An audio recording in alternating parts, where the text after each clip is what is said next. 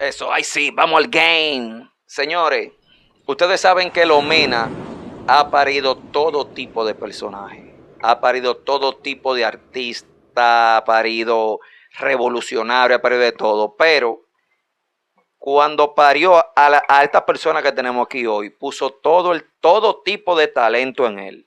Artista, intelectual, pandillero, eh, artes marciales. Si empezamos a hablar con él, nosotros podríamos durar 6 meses, solo de las historias y las cosas que él ha hecho. Pero hoy tenemos aquí con nosotros un hijo de los Minas, Premio Nacional de la Juventud y en la primera medalla al mérito presidencial que se le dio a un civil, se le dio a Humbar Alcántara, el que tenemos hoy aquí en Los Minas de la Casa HD. Un aplauso duro, hombre. Humbar, hermano. Hermano, es un placer venir aquí. Humbar, ¿qué tiempo tenemos tú y yo conociéndonos, más o menos? Oh, desde cuando mi papá tenía una casa enfrente de tu casa. Sí. Y bueno, esa casa, mi papá la vendió cuando se fue a vivir a Estados Unidos. Eso es así, Humbar. Desde niño, y mi primer club de Nintendo, tú me ayudaste Exactamente. a ponerlo. Exacto. Que todo el mundo conoce los negocios que yo tenía, Humbar Video. Después Miguel Ureña me vendió Ciudad Gótica, que yo fui su empleado. De hecho, 28 años después yo sigo siendo el mensajero y el abogado personal de Miguel Ureña. Que se ha mantenido esa amistad. No, el único que su madre invitaba a cenar con él y con su hijo era mí. Y tiene 94 mensajeros. Wow. Y el mensajero personal soy yo. Wow. Humbar, pasando revista de una vez a lo que es tu profesión, que eres abogado. Si fuéramos a decirle al público que no conoce, el público de Los Minas de la Casa HD, ese público joven que sigue, cuéntale a ellos cómo Humbar desarrolla la primera unidad en la policía antidelito. Ok, no, realmente nosotros, yo fui la persona que tuve la primera idea de que se creara una unidad de manejo de grupo en conflicto con la ley. ¿Por qué?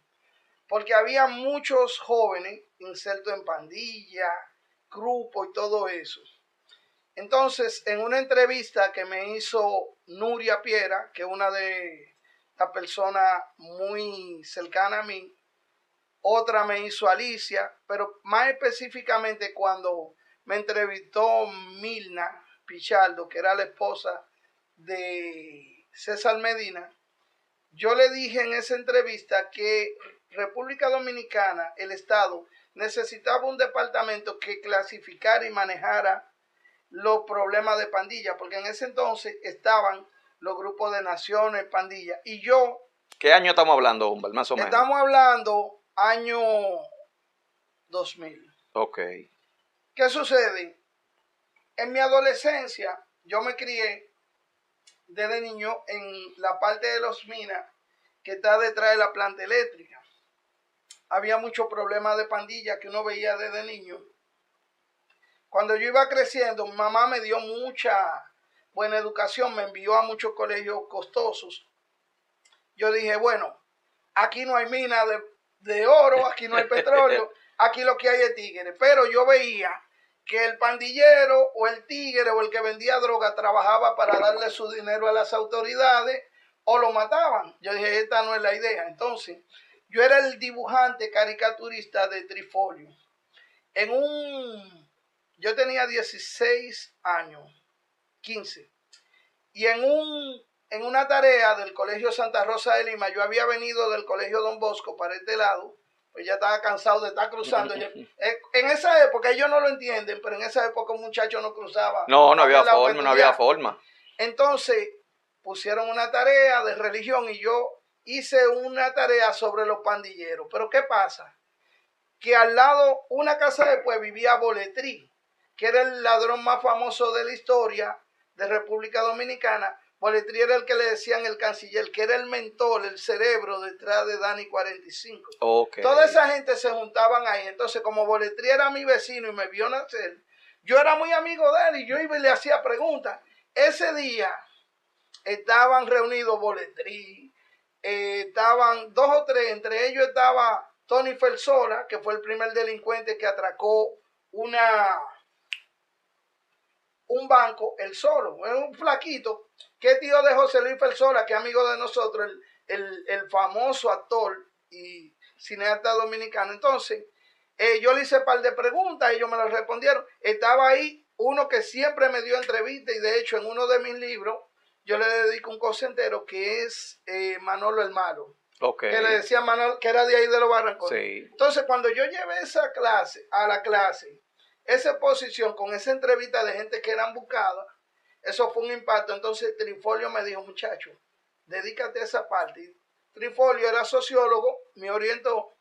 Después en la universidad, cuando me dieron taller de orientación a grado, yo hice el trabajo tan bien hecho que yo lo llevé al periódico Listín Diario. Y estando aquí la cumbre de presidentes, me lo publicaron en primera plana. Entonces todos los presidentes de distintos países vieron eso.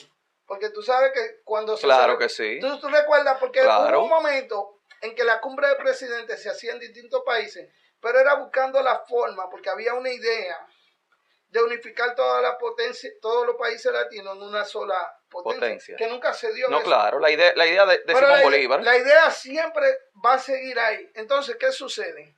Eso me llevó a que yo me reclutó la Fundación Amigos del Mundo. Ya yo había participado en muchas ONG.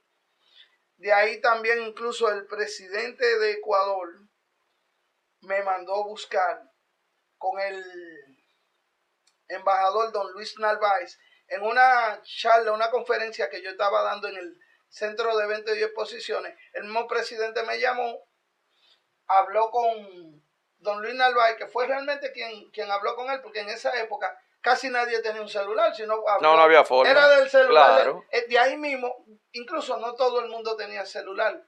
Y él me dijo que el presidente me decía que si yo quería, y la fundación a la que yo pertenecía, que fuéramos, que iban a crear las condiciones para que nosotros fuéramos a estar en Ecuador y le preparáramos una fundación así. Mira, se le fueron primero a las autoridades de aquí, pero lamentablemente cuando fuimos y nos reunimos en la embajada, yo le dije que yo estaba estudiando Derecho, que yo no podía, porque si desconectarme de mis estudios. Exacto. De hecho, eso me pasó una vez, que también una jueza fue a mi casa y me dijo, me han dicho de usted, yo quiero que usted sea un alguacil para mí. Yo tenía como 21 años. Yo le dije, mire, yo le agradezco, magistrada, pero el problema es que si yo me encariño con 21 años, con el dinero que da ser alguacil, y más apadrinado por usted, porque muchos jueces lo que quieren es tener un alguacil que si le dijo azul es azul. Exacto. Yo le dije, si yo hago eso, yo no voy a seguir mi estudio.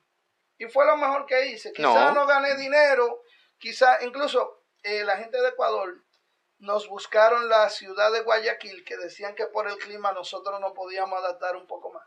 Pero yo no entré en eso, mi hermano. Entonces ahí desarrollaste esa idea aquí. Yo no puedo estar lejos de Lomina. Tú sabes que en ese tiempo, Humbar, yo recuerdo que en cada reportaje que Nuria, Alicia hacía, te buscaban a ti para poder llegarle a esa gente. Sí.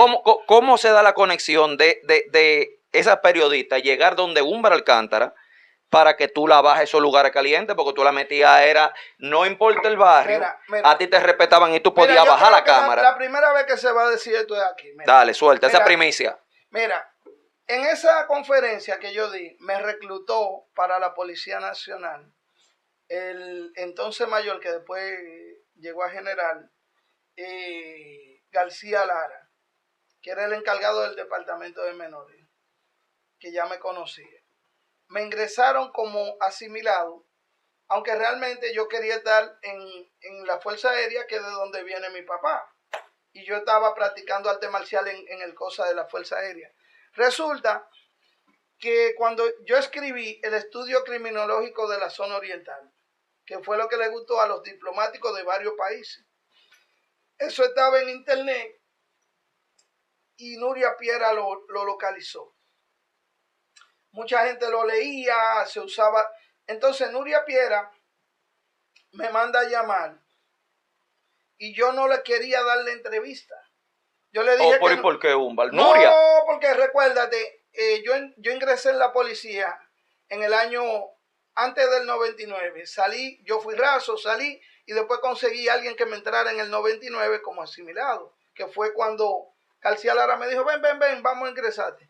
Resulta, eso era una época muy remota en donde el policía le tenía miedo al periodista. Okay. Me llama Odali Castillo. Mire que una entrevista de Nuria, le digo que no, me llamó la misma Nuria. Me dijo, mire, yo quiero una entrevista. Y yo le dije a Nuria, yo no puedo, porque yo tengo que hablar con mis superiores, que así que me colgó. A los 5 minutos, que no me deja mentir, me llama el coronel Nelson Rosario, que era el vocero de la policía. Me dice, mira, Humbal, usted va para la entrevista. A Nuria. Digo, pero comandante, es una periodista. Y me dice, usted está hablando de un libro que usted escribió, dele la entrevista. Y colgando a él, dijo Nuria, ¿en qué quedamos? Digo, no, está bien. Usted la que manda. Le di la entrevista, nos hicimos muy amigos, tanto así que, óyeme, él está entero. Poco me faltó para trabajar para ellos, porque después de eso, cuando ellos necesitaban algo o alguna referencia, me llamaban.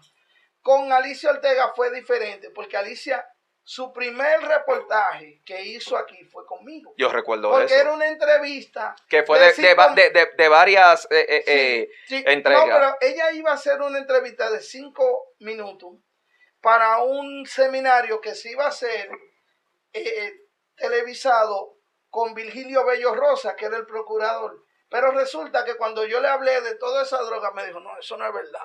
Digo, pero espérese. Y la metí para la 40, la metí. Entonces ahí ella vio que era verdad y ella decidió estructurar una cosa mejor.